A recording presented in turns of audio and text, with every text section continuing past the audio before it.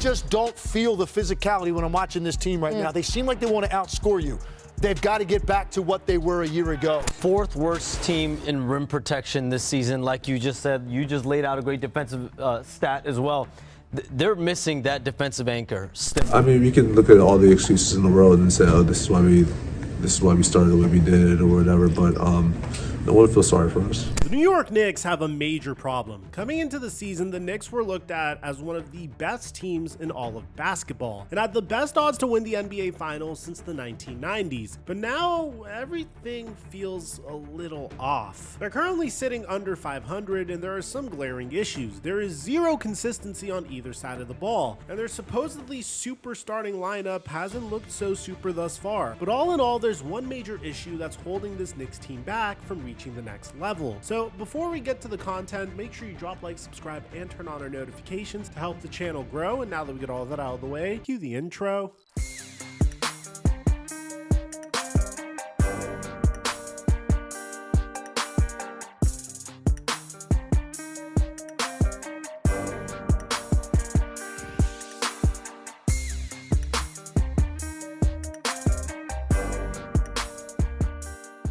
So Stephon Diggs is out for the season, and the Houston Texans were without Nico Collins on Sunday Night Football when they faced off against the Detroit Lions, which meant that Tank Dell was going to see more targets. The problem? I had no idea who the Texans wide receiver 2 was going to be, which made it very difficult to project receiving yards at the very beginning of the game. Now, as Sunday Night Football started, we saw John Mechie explode for over 65 receiving yards in the beginning, so at halftime, I decided to take advantage of this. I went on PrizePicks to check his live projection and saw that he only needed 6 more receiving yards in the second half for his square to hit. And based off of the flow of the game, you didn't need to be a genius to know this was going to work. So I also saw that David Montgomery only needed 15 more rush yards in the second half for his square to hit. So I decided to test the waters with my first live pick and made an easy $60. Now, if you want to take advantage of this brand new feature, make sure you download PrizePicks and use my promo code microphone to get a free $50 when you make a play of $5 or more. And if you followed me on Instagram, you would have seen this projection on my story. But since it's a live projection, I highly recommend turning on my story notification so you get them immediately. And thank you, PrizePicks,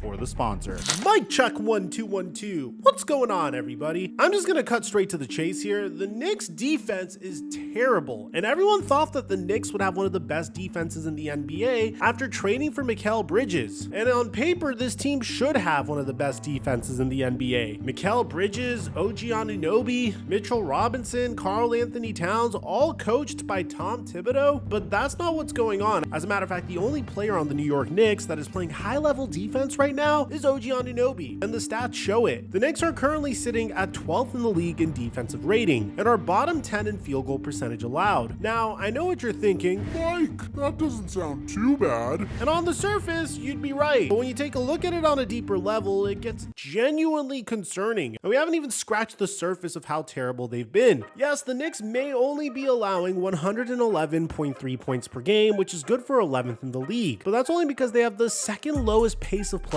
in the entire league. So opposing teams are getting fewer possessions, which equals fewer points. Another thing that could make you think that New York has actually been very good defensively is that teams are only shooting 35.4% on them from beyond the arc, which is good for the 13th best in the league. The Knicks definitely have had a combination of good perimeter defense and good luck, and that's not where the problem lies. The problem begins when you step inside the three-point line. New York is allowing a ridiculous 57.5% on two-pointers this season, which is the third worst in the entire NBA, only behind a terrible defensive team all around in the Chicago Bulls and the Joel Embiid-less 76ers. You think that a team that has OG Anunoby, Mikal Bridges, and Josh Hart would prevent teams from scoring everywhere, right? Well, they can't defend the paint on top of guarding the perimeter, and the reason that the Knicks can't stop anybody inside has been because of their biggest trade of the offseason. And no, it's not the Mikal Bridges trade, it's the trade for Karl Anthony Towns. Karl Anthony Towns at this point has been a complete liability down low. They need him to be a defensive player. You can have Mikal, Josh Hart, and OG Anunoby, but if you have both Brunson and Towns,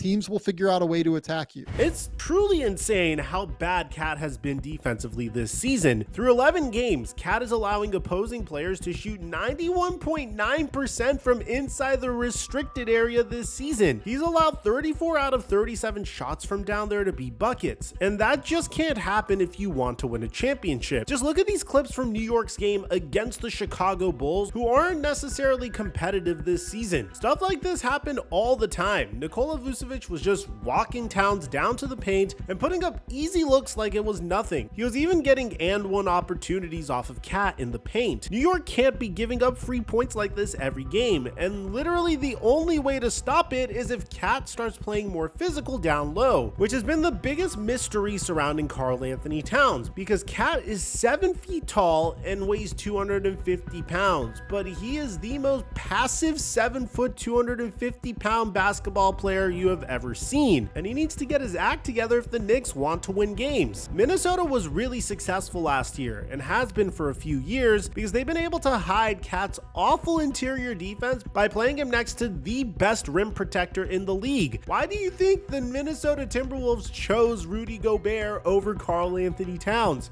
It was for this very reason. And here's the thing, Cat doesn't have this luxury in New York. If one of his guys gets beat up top, or an actual center has the ball in the post, it's most likely going to be an easy bucket, and that's going to be a killer if that can't turn around. But at the same time, Cat is still viewed as the most talented player on the New York Knicks this season. Towns has it. Vucevic extends. Towns a three-pointer. Puts it in.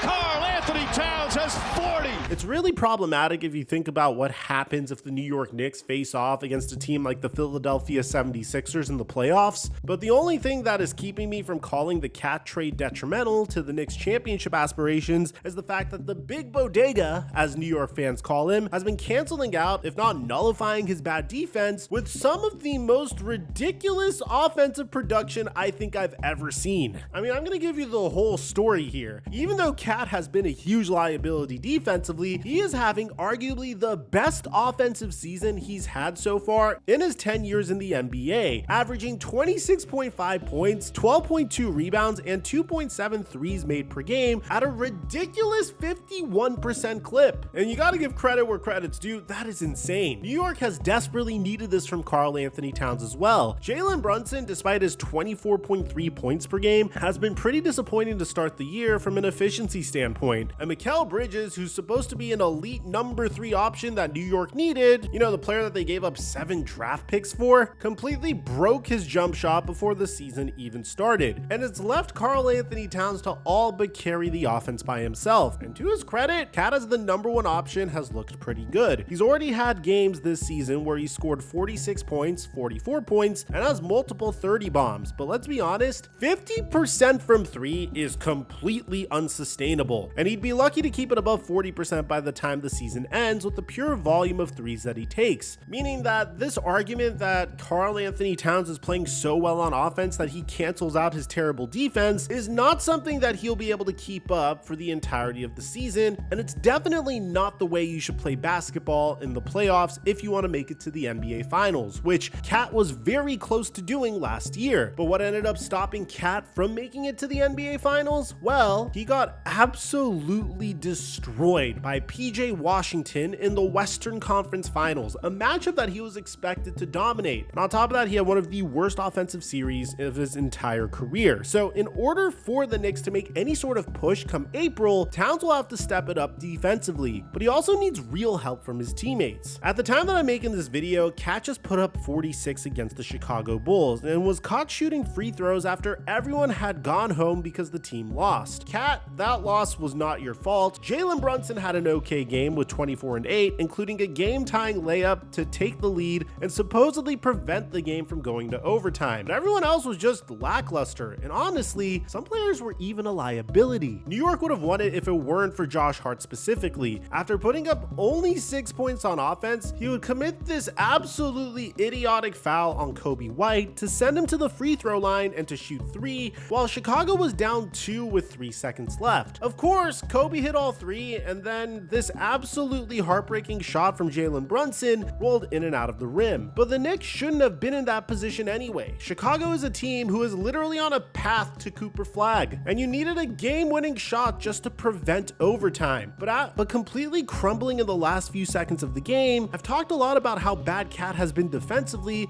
and how Vucevic walked all over him, but he put up 46 points. He's excused. Zach LaVine is who really beat them. And of course, the poor foul on Kobe White. Cat can't do it all, no matter how much Tom Thibodeau wants him to. We're not even in December yet, and Tom Thibodeau is just too stubborn right now to not stretch his rotation. You have to expand your rotation.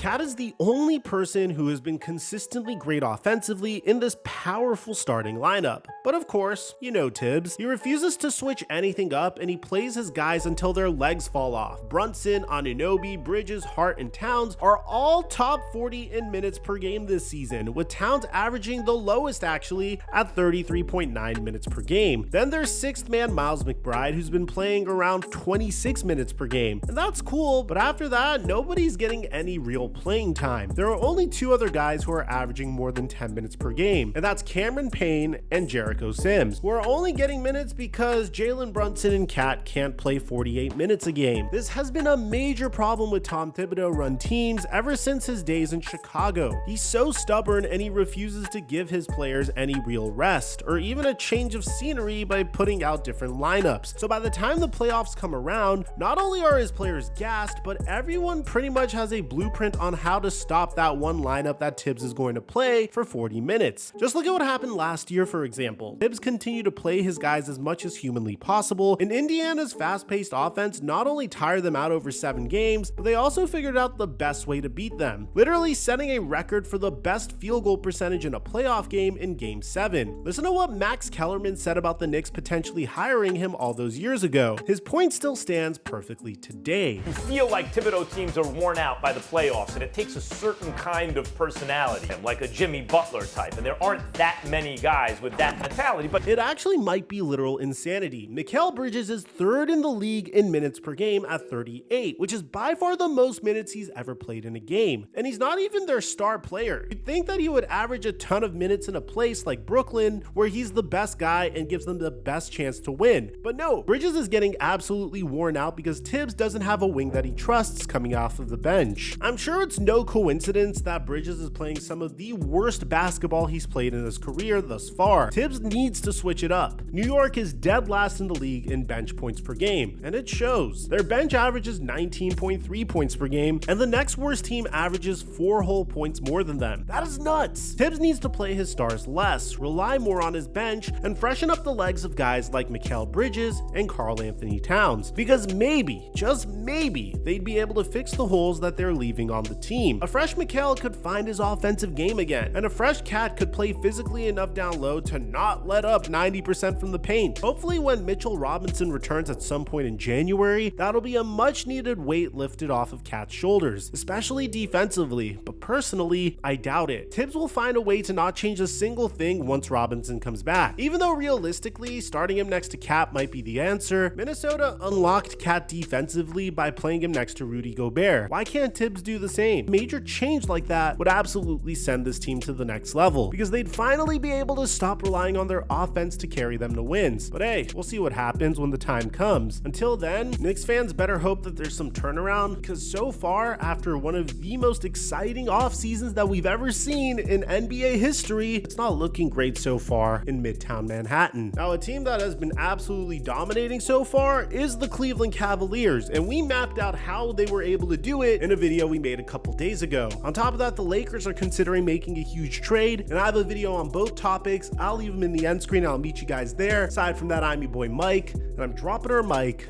until our next upload.